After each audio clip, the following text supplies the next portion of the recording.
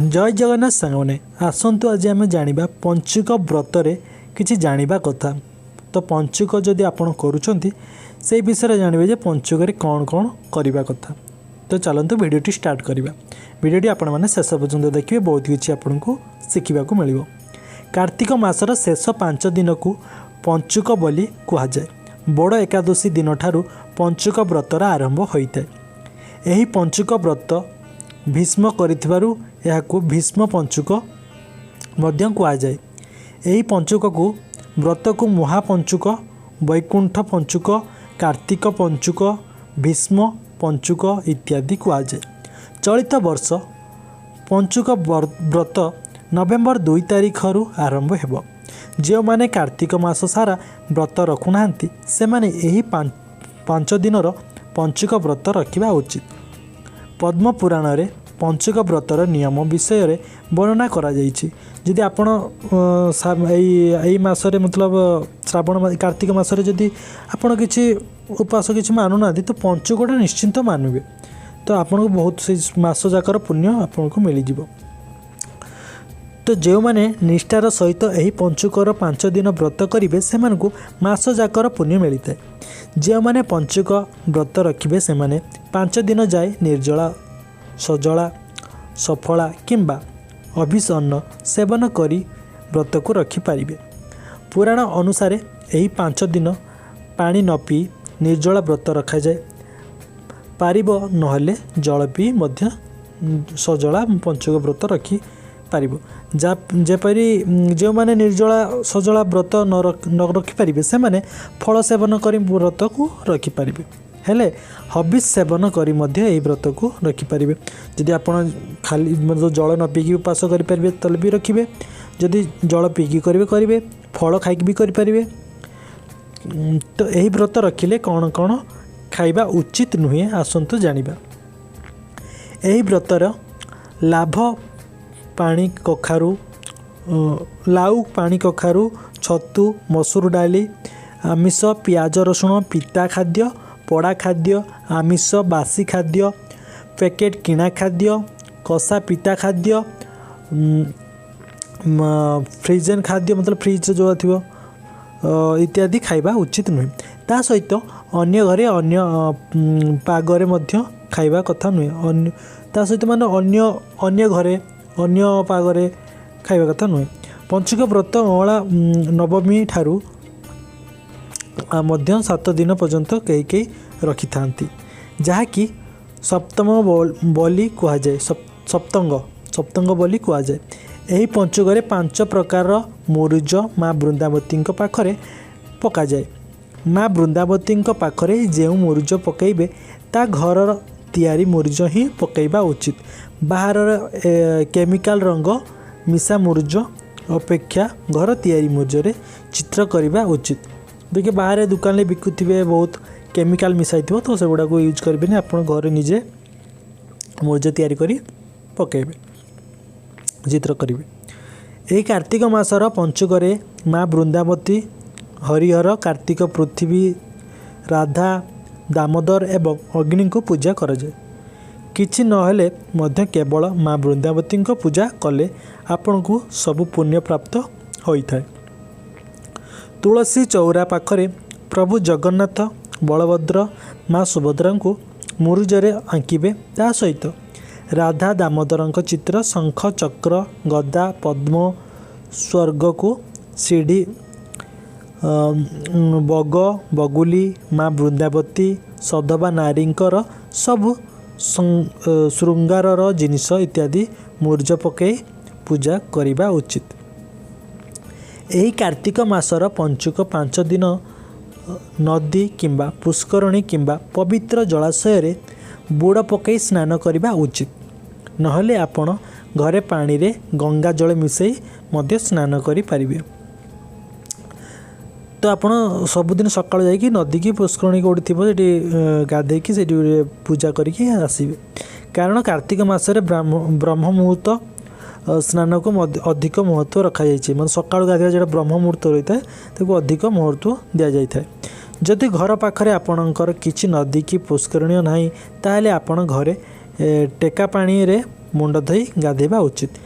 पानी बाल्टी रे गंगा जल पकई स्नान करने उचित। निजक पवित्र करने मन रखु जो मैंने पंचुक व्रत रखी ना से पंचुक आमिष पड़ा छतु मसूर पियाज रसुण पिता खाइबा इत्यादि खाइबे ना कारण कथार अच्छी बग मध्य पंचुक आमिष छाड़ी दी थाए।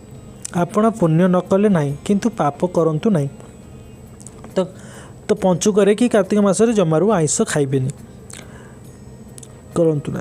यही पंचुक विशेष करी कुआरी झील माने बालुका पूजा करिथांती। माँ पृथ्वी को पूजा करिथांती। माटी रे कुंभीर कईंच वृंदावती इत्यादि तैयारी करी सूर्य को अर्घ्य देवा बालुका पूजा करिथांती।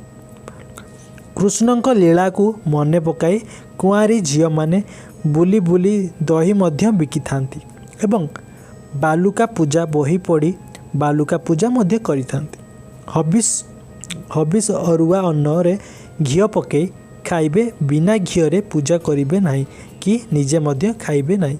हबिस डालमा रे केवल मुग डाली नेबे अन्य कौनसी डाली खाइबे नाही। हबिस डालमा रे ओउ छोट सारू धला कंदमूल एवं कदली पकई डालमा तैयारी करिबे। डालमा रे हलदी पकेबे नाही। हबिस डालमा रे केवल घी एवं जीरार छुंक देबे। लंका मध्य पकेबे नाही। डालमा तैयारी कला बेले ध्यान रखिबे जेमिति डालमार छुंक बाहर को न जाए एवं पंचुक व्रत रे कौनसी साग खाइबे नाही केवल अगस्ती साग खाइबे। दर्शक बंधु आपण मैंने जो भिडटी भल लगे निश्चित गोटे लाइक करेंगे और आपण मैंने जब आम चैनल को प्रथम थर आते सब्सक्राइब कर बेल आइकन को ऑन कर देवे एमती भल भल वीडियो आपण मानक जमती आम पोस्ट कले देखिपारे। तो निश्चित गोटे बेल आइकन को ऑन करदे। हबिस सेवन करने आगु ठाकुर पाखरे भोग लगे प्रथम से किछि भाग छोट पिला किंबा पिंपिड़ी को माटी रे खाइबा को देबे। तापरे हल्का कबाट आउजी दे खाइबे। पंचुक व्रत रे 5 दिन पर्यंत पादरे चपल पिंधिबा उचित नुहे। मुंड कुंडेबा उचित नुहे। शरीर रे तेल लगाइबा उचित नुहे। सेजरे कि खटरे शोइबा उचित नुहे। स्वामी स्त्री संभोग करने उचित नुहे। क्या गाली करवा अधिक कथा कहवा मिछ कहवा ठकिबा इत्यादि काम पंचुक व्रत रे करवा उचित नुहे। तो यही सब काम आपण पंचुक जमारू करें भल नुहे। पंचुक 5 दिन रे अखंड दीप जाली पारिबे। ठाकुर पाखरे माँ वृंदावती पाखरे 5 दिन पाखरे थिबा जेउ कौनसी मंदिर रे ठाकुर मंगल आरती दर्शन करने उचित। दीपटिए जालिबा उचित। प्रतिदिन सकाळे संध्यारे माँ वृंदावती पूजा राधाकृष्णंकर पूजा करवा आराधना करवा उचित। 5 दिन पर्यंत भागवत गीता पढ़िबा राधा दामोदर अष्टकम पाठ करवा ठाकुरंक भजन विष्णु सहस्र नाम ठाकुरंक नाम जप करि पारिबे। तो आपण माने एसबू निश्चिंत करंतु देखिए आपन को बहुत किछि लाभ हम आपन को पुण्य बहुत मिलिबो। पंचुकारे ब्रह्म मुहूर्त स्नान सारी शुद्ध स्नान परे घरर चारिआडे गंगा जल किंबा गोबर पानी पकेइबे। माँ वृंदावती पूजा करिवे। सूर्य को अर्घ्य देवे। घर ठाकुरंक पूजा करिवे। मंदिर रे ठाकुरंकर दर्शन करिवे। मुरुज आपण चौरा पाखरे मुख्य द्वार रे पाखरे ठाकुरंक घरे पकेइबे। घरर मुख्य द्वार पाखरे स्वस्तिक चित्र मुरुजरे पकईले भल।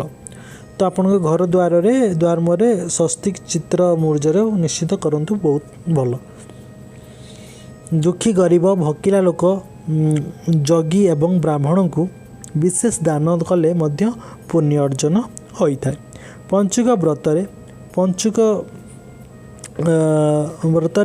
व्रत कार्तिक पूर्णिमा दिन शेष होता है।